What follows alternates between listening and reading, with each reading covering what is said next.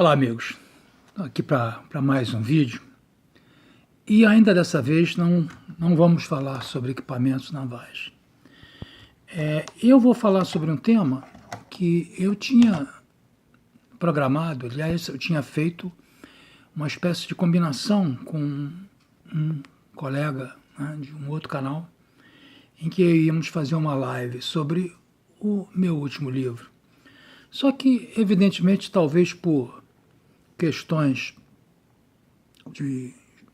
da própria programação do canal, isso não foi possível. Era para ser feito na segunda quinzena de janeiro. Nós já estamos quase chegando em abril, então eu resolvi, em vez da live, eu mesmo fazer aquilo que, de uma certa forma, seria feito numa live onde eu ia responder algumas perguntas e por que eu escrevi esse livro. O livro, que eu já mostrei algumas vezes, está aqui, Época 6 do Despertar do Universo, é sobre os riscos da utilização do mau emprego de inteligência artificial. O mau emprego, que riscos podem causar para a humanidade. Esses amarelinhos aqui são algumas epígrafes que eu vou aproveitar para ler, porque elas dão bastante uma ideia do que trata esse livro. É uma trama, né? Vamos falar sobre isso. Mas antes, como de praxe, venho pedir a vocês, né, que observem essa faixa rolante aí, que rola, essa faixa no rodapé, em que a gente faz as contrapartidas dos nossos livros, nas listas da Amazon, dos nossos próprios livros, e também tem aí a opção de Valeu, que é uma ferramenta do YouTube, e o Pix. Isso porque nessa fase em que eu realmente não estou tendo frequência de vídeos de equipamentos navais, de defesa, o canal chega a uma estagnação, né? Então peço a vocês aí que quem puder, tiver interesse em manter esse trabalho, que faça opte por alguma dessas alternativas aí. Tem alternativas de contrapartida. Você está adquirindo alguma coisa em troca daquilo que, de uma certa forma, vai para o canal.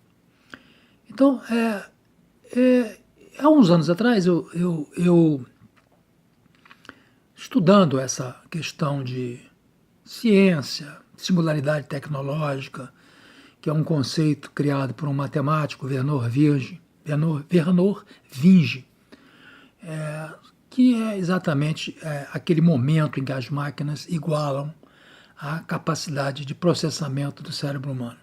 Então, lendo Ray Kurzweil, que é um dos gurus da singularidade, e lendo uma série de outros, isso já faz alguns anos, né? Eu resolvi criar uma trama. Essa trama eu consegui, e talvez o mais difícil disso, de escrever esse romance, foi trazer essa trama para o nosso território.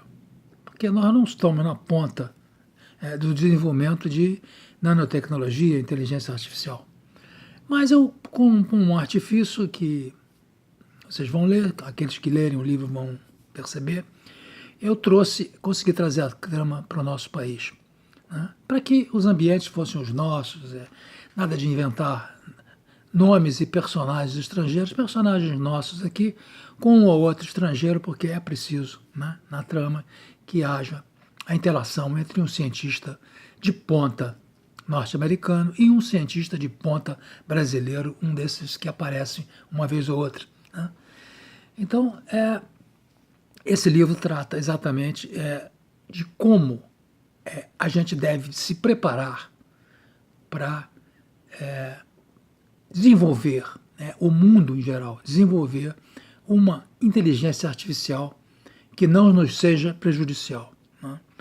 Todos os cientistas que lidam com esse assunto, eles alertam sobre essa possibilidade. E esse é um risco, é curioso, mas esse é um risco desdenhado, porque a gente se maravilha com as facilidades que a inteligência artificial nos traz e esquece, ou não vai a fundo, não percebe, não sabe que existem alguns riscos envolvidos. Toda tecnologia tem dois lados, né? Tem o lado da utilização boa para a humanidade e tem o lado da utilização não tão boa, né?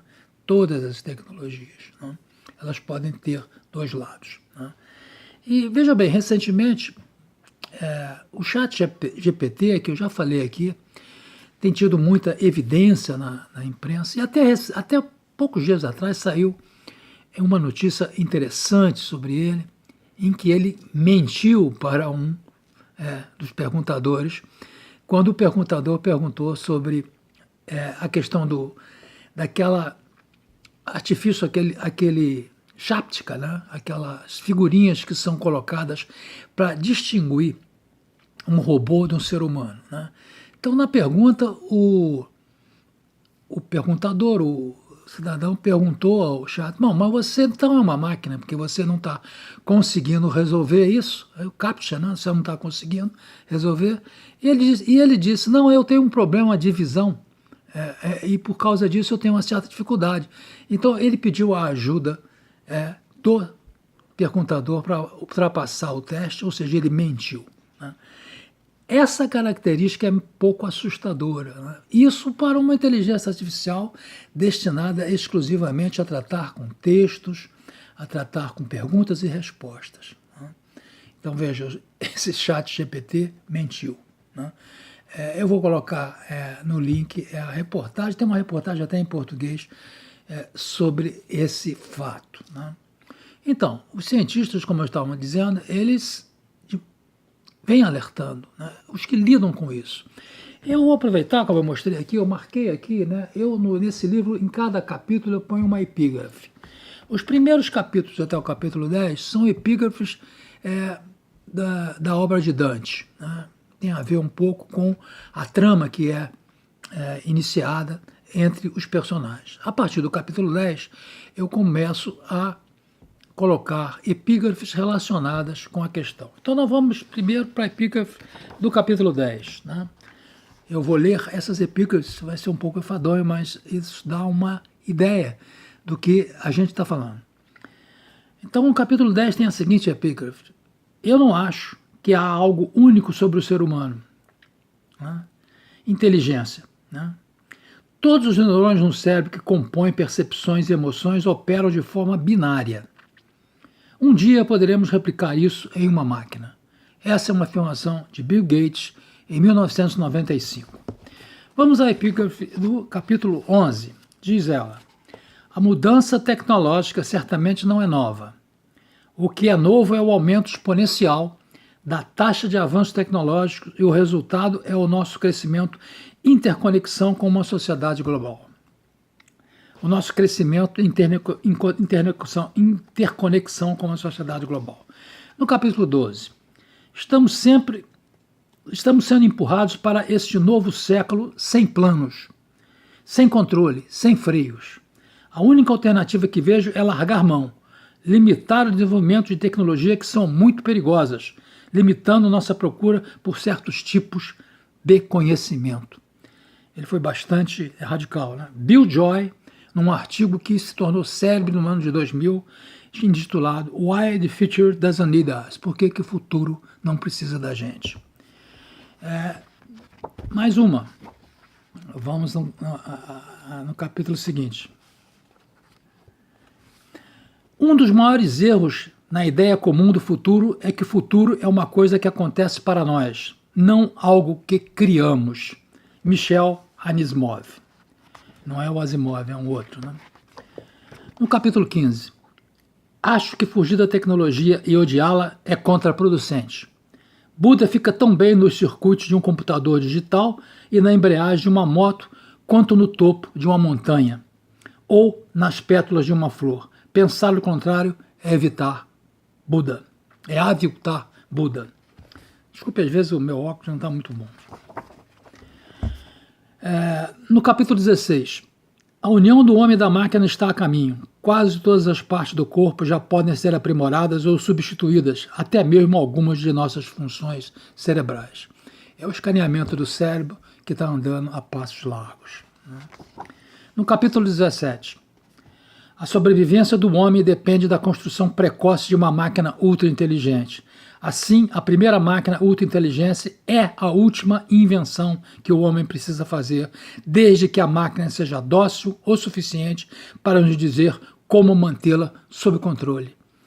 Speculations Concern the First Ultra Intelligent Machine, de E.J. Gould. E.J. Gould é um dos grandes dessa área de inteligência artificial.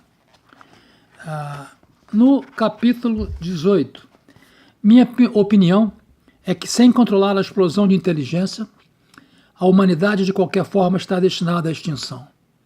Também acredito que a humanidade pode controlar a explosão da inteligência se começarmos agora, enquanto ainda dominamos a hierarquia da inteligência. Del Monte, Luiz, A Evolução da Inteligência Artificial. É um livro interessante que eu até recomendo. No capítulo 19, a verdadeira questão é quando vamos redigir uma declaração de direitos de inteligência artificial. Em que consistirá isso? E quem vai decidir isso? Gray Scott, futurista, tecnofilósofo, palestrante e escritor. Isso é uma grande dificuldade, que o mundo se organize para decidir como controlar a inteligência artificial. Vamos mais uma. No capítulo 20, tornou-se terrivelmente óbvio que nossa tecnologia excedeu nossa humanidade. Albert Einstein, bem antes da inteligência artificial. Mais uma aqui. Capítulo 21. A inteligência pode transformar radicalmente o mundo. 2. Uma explosão de inteligência pode ser repentina. 3. Uma explosão de inteligência descontrolada nos mataria e destruiria praticamente tudo que nos interessa. 4. Uma explosão controlada de inteligência poderia nos salvar. É difícil, mas vale a pena o esforço. Ana Salomon, Machine Intelligence Research Institute. É o MRI, é um instituto que trata exatamente do controle da inteligência artificial de uma maneira que seja favorável, né? Friendly para o ser humano. E mais uma aqui no epílogo, né? A singularidade irá representar o ponto culminante da fusão entre nosso pensamento e nossa existência com nossa tecnologia, tendo como resultado um mundo que ainda é humano, mas que transcende nossas raízes biológicas. Ray Kurzweil, a singularidade está próxima, quando os humanos transcendem a biologia. Então, veja bem, esses são palavras de pessoas que estão lidando com a tecnologia, estão lidando com a nanotecnologia e com a inteligência artificial. Então, essa é o mote desse livro. Lógico que tem uma trama para que você absorva essas ideias de uma maneira fácil. Há uma trama, e essa trama, como eu disse, foi trazida para o nosso país, né? Então, era isso que eu queria mostrar. E tem mais uma coisa que eu queria mencionar. A ciência, os cientistas, eles não têm exatamente conhecimento de quando e como essa AGI, que seria Artificial General Intelligence. AGI seria quando? Exatamente aquele ponto da singularidade. Quando a inteligência artificial atinge a capacidade de processamento do ser humano, você estabelece, você tem uma AGI, uma Artificial General Intelligence. A partir daí, essa máquina, ela exponencialmente, ela se tornará numa ASI, Artificial Super Intelligence. E aí é que estamos em perigo. E é por isso que a gente tem que controlar antes do aparecimento da AGI. Alguns dizem, né, existe a especulação de que essa AGI, não se sabe onde ela pode surgir. Existem vários projetos no mundo, na China, nos Estados Unidos, no Reino Unido, na comunidade europeia, e são projetos independentes, projetos às vezes de empresas particulares, né, como Google, como a Microsoft, né, e outras, né, OpenAI e outras várias por aí. Então não se sabe quando que essa AGI vai surgir.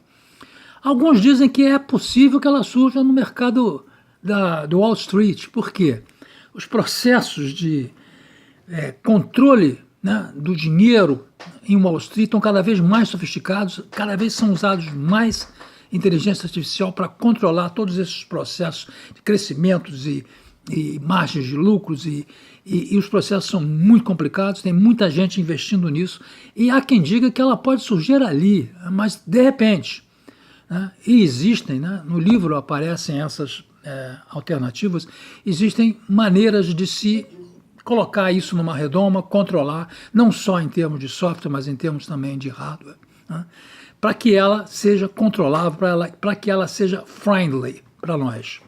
Porque se ela crescer, se ela surgir de uma forma descontrolada, ninguém sabe se ela será friendly. Poderiam ser umas formigas no universo em que nós, por exemplo, vivemos. Né? E para as formigas, para nós, a gente pisa, a gente não tem muito cuidado com elas. Né? Então, é isso. Está aqui, o livro está na Amazon, está no Clube de Autores, todas essas referências que aparecem nessa rola, nessa faixa no rodapé, levam aos links em que você pode adquirir.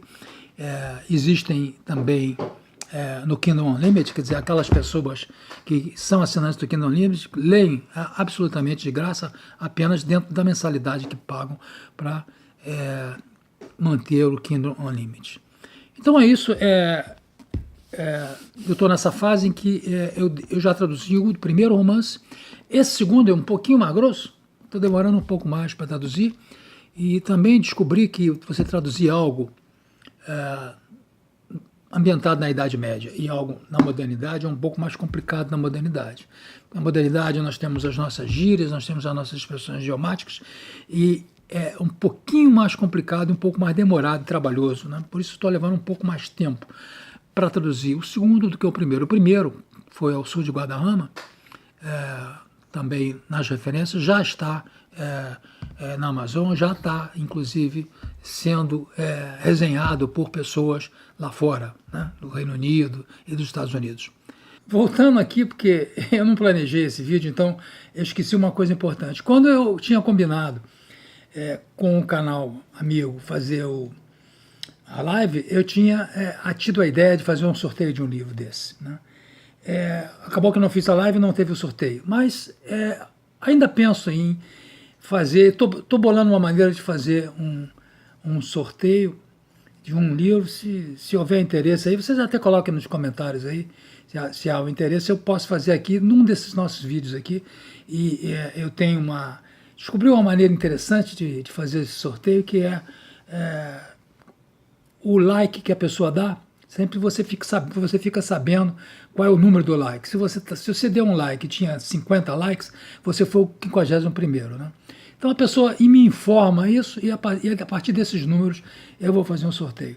Eu vou pensar nisso, quando fazer isso e sortear um livro desses aí. E se houver interesse para esse sorteio, vocês coloquem aí nos comentários. Então, até a próxima.